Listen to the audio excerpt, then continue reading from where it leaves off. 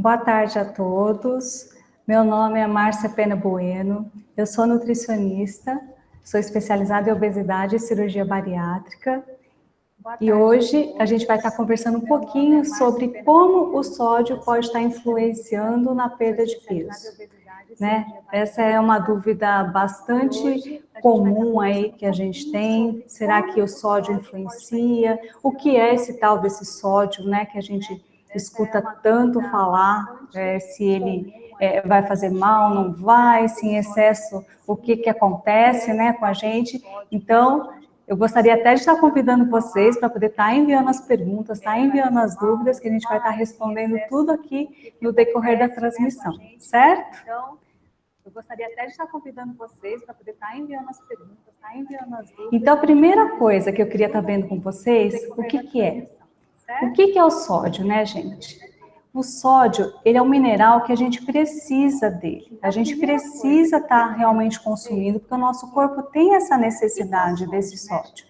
Então, ele vai participar de várias funções nas nossas células, nos nossos impulsos nervosos. Então, ele realmente vai ter uma função no nosso organismo, né? Só que a gente tem uma recomendação aí, realmente, para estar consumindo, né? Essa recomendação de quanto seria? Seria em torno de 2.000 miligramas de sódio por dia. E o que isso seria? Seria o equivalente, gente, a menos, de 5 gramas de sal de cozinha por dia. Parece muita coisa, mas não é não. A gente consome, muito mais que isso e muito fácil. Então, só para a gente poder ter uma ideia, olha, eu trouxe aqui para vocês. Olha lá. Essa aqui é a quantidade, de 5 gramas de sódio, né, equivalente a 5 gramas de sal de cozinha, equivalente a 2 gramas de sódio. Então, assim, não dá nem uma colher de sopa, gente. É muito pouquinho, a gente consome isso com muita facilidade, né, de forma muito rápida e sem perceber. Então, para a gente poder entender um pouquinho, a gente escuta falar muito dos tipos de sais, né? Quais são esses tipos de sais? Tem um monte que a gente escuta falar. Hoje em dia tem muita coisa que fala, tal sal é bom, tem tal função, ajuda a emagrecer, não ajuda. E será que isso é mito? Será que é verdade? Então, vamos entender um pouquinho como é que isso funciona. Ajuda a emagrecer, não ajuda. Então, eu trouxe alguns tipos de sais aqui para vocês poderem estar entendendo. Tem o sal refinado, né, gente? O sal refinado é o sal comum mesmo, que a gente utiliza. Então, só para a gente poder ter uma ideia da quantidade de sódio que esse sal tem, ele tem em torno de 400 miligramas de sódio em cada grama de sal. Então, é assim, ele é um sal que é ruim? Depende da quantidade que a gente utiliza, ele passa por processamento, né? Então, a gente realmente tem que tomar cuidado com essa quantidade aí. A gente tem também, gente, o sal light. O sal light, qual que é a função dele? Ele tem a função, ele tem um teor de sódio menor, ele tem um teor de pelo menos 50% menos sódio, né? Então, ele acaba sendo interessante, uma opção interessante aí. Mas a gente tem que tomar um cuidado, por quê? Quem tem qualquer tipo de problema renal, não pode estar utilizando o sal light. Olha, eu estou vendo aqui muita gente entrando agora. Boa tarde para o Wagner, para a Val, para a Adriana, para a Stephanie. Boa tarde a todos. Sejam todos muito bem-vindos à reunião. Então, sobre o sal light, como eu estava falando, a gente tem que tomar um determinado cuidado, porque não é todo mundo que pode estar consumindo. Então, às vezes, acaba sendo mais interessante a gente realmente diminuir a quantidade de sal da alimentação do que passar para o uso de um sal light, porque às vezes a gente pode não se adaptar tão bem. O Teotônio também entrou agora, a Mariane. Certo? Então, sobre o sal light, né? E a gente tem também, gente, o sal marinho, que a gente escuta bastante falar, né? Ele é mais bacana? Ele é interessante, sim, porque ele passa por menos processamento, ele acaba sendo bacana por conta disso. Só que em relação à quantidade de sódio, ele tem a mesma quantidade que o sal refinado. Então, não é porque é o sal marinho que a gente pode consumir mais. De todo jeito, a gente tem que consumir uma quantidade menorzinha. E um sal, gente, que está muito na moda, né? É o sal do Himalaia, né? Sal rosa do Himalaia, está muito na moda, todo mundo acha que vai ser super bacana. Ele é interessante porque ele tem um teor menor de sódio comparado com o sal refinado. Mas, assim, pensando em perda de peso, não compensa tanto a gente fazer isso, né? Mas, assim, pensando estão me falando que está com eco aqui. Calma lá que a gente já resolve isso. Ó, vê se melhorou o eco, pessoal. Vocês estão me ouvindo agora, sem eco? Respondam para mim, só para continuar. Sim! Ah, então tá ótimo. A Isabel já respondeu. Então, em relação ao sal, agora sim, estava horrível, né? Então vamos começar tudo de novo, né? Vocês já me ouviram muito com eco, então vamos começar de novo. Então, a parte como eu vinha falando, né, do sal do Himalaia, gente. O sal do Himalaia, o que acontece? Acaba tendo muita propaganda, muito oba-oba, né? Falando que ele é bom, ele ajuda a emagrecer, ajuda isso, ajuda aquilo, e falando dos benefícios dos minerais dele. Ele realmente tem um teor de sódio menor, mas a gente tem que tomar um cuidado para realmente não ultrapassar o consumo só porque acha que o sal é mais saudável. Então, sempre está ponderando se vai ser bacana mesmo ou não, certo?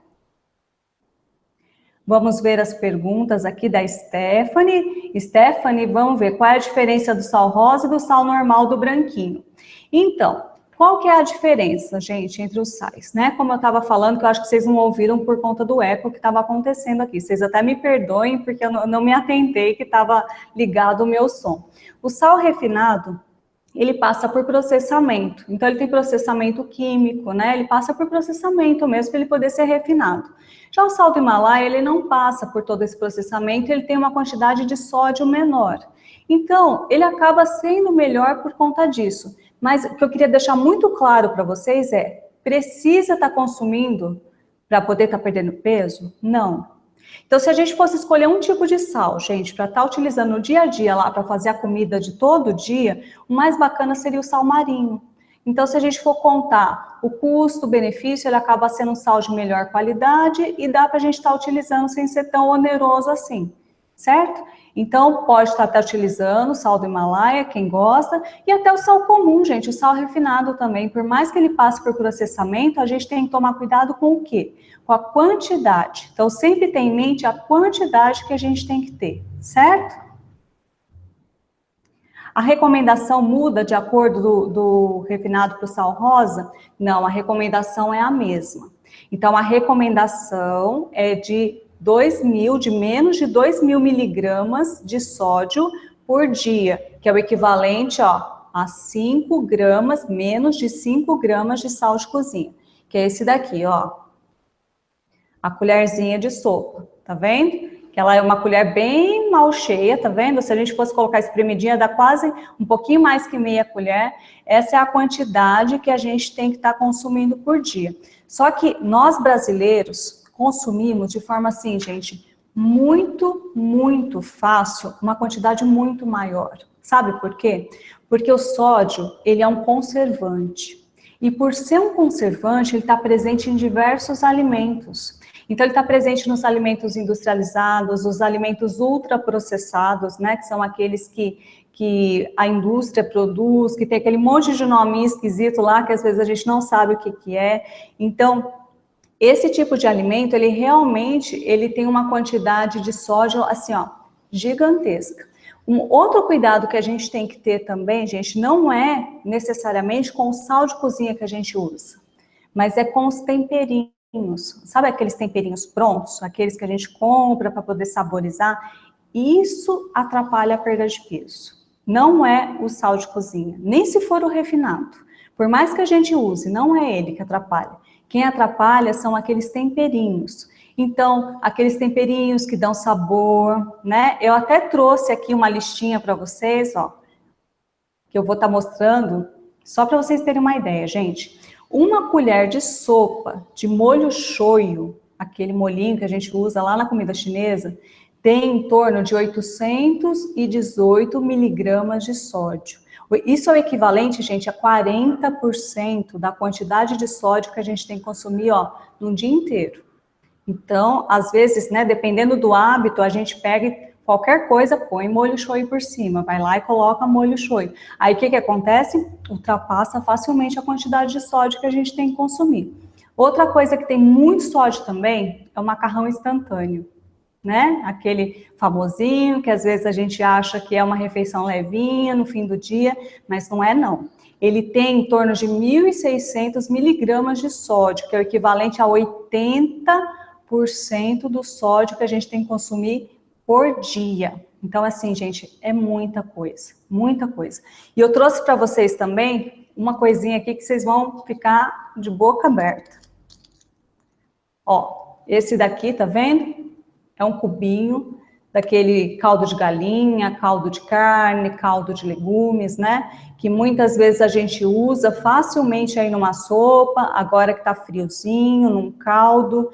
Um tabletinho desse daqui, gente, ele tem em torno de quase 2.000 miligramas de sódio. Um tabletinho pequenininho desse aqui. Então, assim, dá praticamente 100% da quantidade de sódio que a gente tem que consumir, ó, no dia inteiro. Então, de forma muito fácil. E às vezes a gente coloca o temperinho pronto no arroz para poder dar sabor, coloca o temperinho pronto no feijão, faz uma carne com esse temperinho, faz lá uma sopa à noite com outro tabletinho. E aí o que acontece? Dessa recomendação que a gente tem que consumir, a gente consome 5, 7, 10 vezes mais. E isso sim que atrapalha a perda de peso. O shoyu light, ele tem uma redução? Algumas marcas têm, mas não chega a ser 50% não. Ele tem menos sódio, sim. Essa é a pergunta da Stephanie aqui. Eu tô adorando as perguntas, tô vendo que vocês estão participando bastante, continuem enviando assim. Então, Stephanie, ele tem uma redução, mas ele não depende da marca. Algumas marcas têm uma redução maior, outras têm uma redução menor. Mas ele não chega a ser 50% não. Então, de todo jeito, tem que tomar um cuidado para não consumir em excesso, tá? Dá para comer, eu não estou botando terror no molho shoyu não, gente, pelo amor de Deus. Dá para estar consumindo? Dá. Só que não é bacana a gente consumir todo dia. Então, tem gente que às vezes vai fazer uma salada, coloca um molho shoyu por cima toda vez. Aí isso não é bacana, porque daí acaba acontecendo um excesso mesmo, tá? Então, o que eu queria deixar bem claro assim para vocês? O que atrapalha a perda de peso em relação ao sódio? São os alimentos industrializados e são os alimentos, os temperinhos. E se a gente fosse pensar, gente, o que é mais bacana? Está diminuindo o sódio da alimentação por meio do sal? Não, o mais bacana é cortar todos esses temperinhos, tá usando uma quantidade adequada, né, do sal normal mesmo, e se possível fazer um sal de ervas. Então tá colocando sal com cheiro verde, com orégano, com outras ervas batido, dá para colocar na geladeira e tá usando no dia a dia também. Ó, vamos ver outras perguntas aqui da Stephanie também. Ah, Stephanie, ai que bom que eu esclareci sua dúvida então. Ó, e o Teotônio está falando que não consome essas coisas, faz muito bem aí, Teotônio, viu? Porque realmente a gente acaba consumindo sem perceber. Um cuidado que a gente tem que ter, gente, é em restaurante, às vezes, dependendo do restaurante que a gente vai consumir também.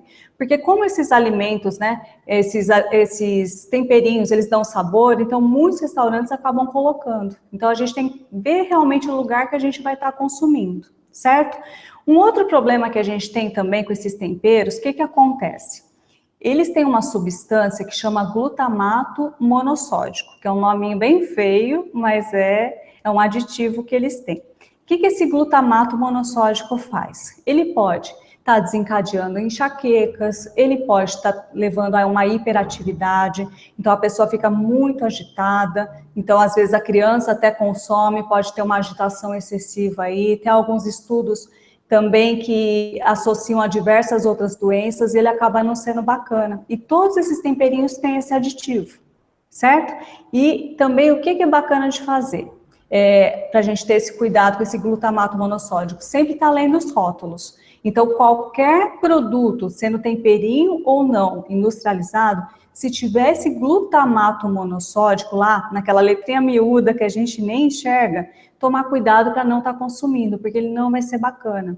Ele vai fazendo com que ele é um realçador de sabor, né? Então ele faz com que a gente não sinta o verdadeiro sabor dos alimentos. E aí com isso a gente fica até com o nosso paladar prejudicado.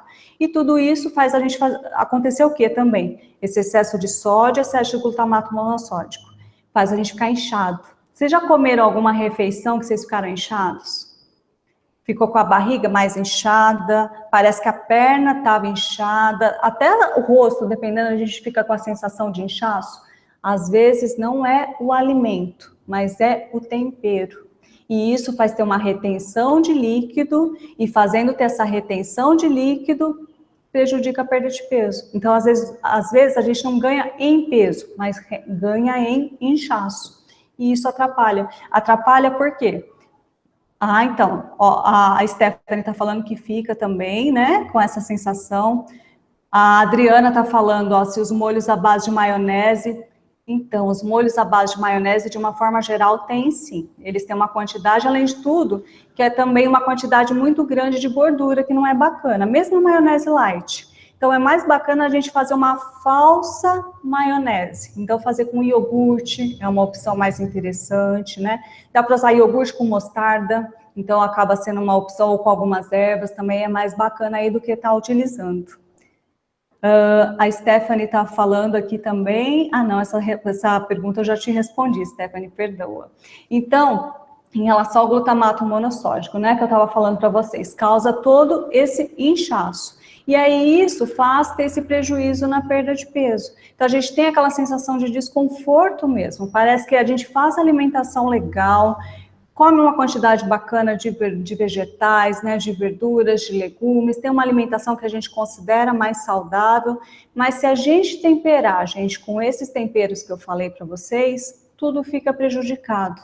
Então o recadinho que eu queria deixar hoje aqui para vocês todos é: tenta sempre estar optando pelas ervas. Então, tudo que for natural, gente, cheiro verde, alecrim, até pimenta, se vocês gostarem, pode ser. Tem uma ervinha super ótima, que é a cúrcuma, não sei se vocês conhecem, a cúrcuma ou açafrão da terra. Então, ele facilita a perda de peso, porque tem efeito anti-inflamatório, combina muito com arroz, combina muito com frango, é um temperinho, ele é amarelado, tem cor de mostarda, e é bem saboroso, então dá pra gente utilizar em várias preparações, então ele acaba sendo muito bacana por conta disso. Tem o alecrim também que combina muito com peixe, dá pra gente estar utilizando. Pensando em temperinho doce, né, já fugindo do salgado, a canela seria uma ótima opção, então tá colocando por cima das frutas. O gengibre, para quem não tem nenhum problema de pressão alta, também tem efeito termogênico, então isso faz o quê? Faz com que o nosso organismo queime mais calorias para poder fazer os mesmos processos lá. Então com isso, ó, facilita a perda de peso, ele é bacana também. Então, sempre tomando esse cuidado aí em relação ao uso do sal, ao uso dos temperos e ao uso dos industrializados também, certo? E eu gostaria de agradecer a todos vocês, né? Agradecer pela participação. Gostei demais de todas as perguntas e a gente se encontra numa próxima transmissão, tá bem? Um beijo, até mais. E eu gostaria também, antes de finalizar, de convidar todos vocês para poder estar visitando a minha página no Facebook, que é facebook.com/nutrição preventiva, certo? Um beijo, até mais.